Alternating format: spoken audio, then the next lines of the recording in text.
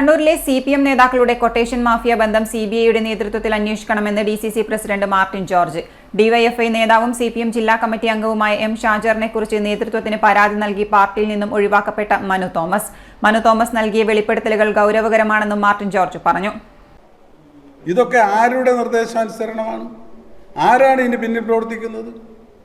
കണ്ണൂർ എയർപോർട്ടിലൂടെ കടന്നു പോകുന്ന കള്ളക്കടത്ത്, സ്വർണ്ണക്കടത്തിൻ്റെ ഒക്കെ യഥാർത്ഥ ഉറവിടം ആരാണ്?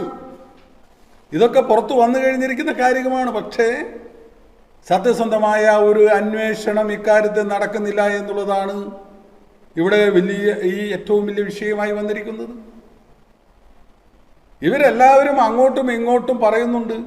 EP ജയരാജനെ പറ്റി പറയുന്നു, V ജയരാജനെ പറ്റി പറയുന്നു, MV ജയരാജനെ പറ്റി, ജയരാജന്മാരെ പറ്റി അങ്ങോട്ടും ഇങ്ങോട്ടും സോഷ്യൽ മീഡിയകളിൽ അവർ തന്നെ കാര്യങ്ങൾ അവതരിപ്പിച്ചു കൊണ്ടിരിക്കുകയാണ്. പക്ഷേ ഭരിക്കുന്നത് CPM ആയതുകൊണ്ട് തന്നെ ഇവിടെ കൃത്യമായ ഒരു അന്വേഷണം നടത്തുന്നില്ല.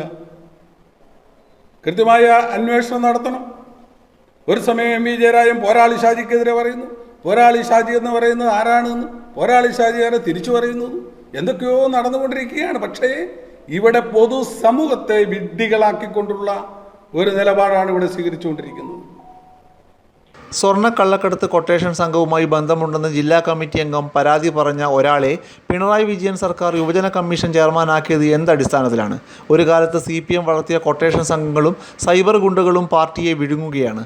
ജയരാജന്മാർക്കും പിണറായി വിജയനും വാഴ്ത്തുപാട്ട് പാടുകയാണ് MV ഗോവിന്ദൻ. CPMൻ്റെ കണ്ണൂർ ലോബി തകർന്നെന്നും ചെറുപ്പക്കാരുടെ പിന്തുണയുള്ള മനു തോമസിനെ കൊട്ടേഷൻ സംഘങ്ങളെ ഉപയോഗിച്ച് കൊലവിളി നടത്തുകയാണ്. കണ്ണൂർ ജില്ലയിലെ കൊട്ടേഷൻ മാഫിയ ബന്ധം പുറത്തു കൊണ്ടുവരാൻ CBIയുടെ സമഗ്രാന്വേഷണം വേണമെന്നും കണ്ണൂർ DCC പ്രസിഡന്റ് മാർട്ടിൻ ജോർജ് ആവശ്യപ്പെട്ടു.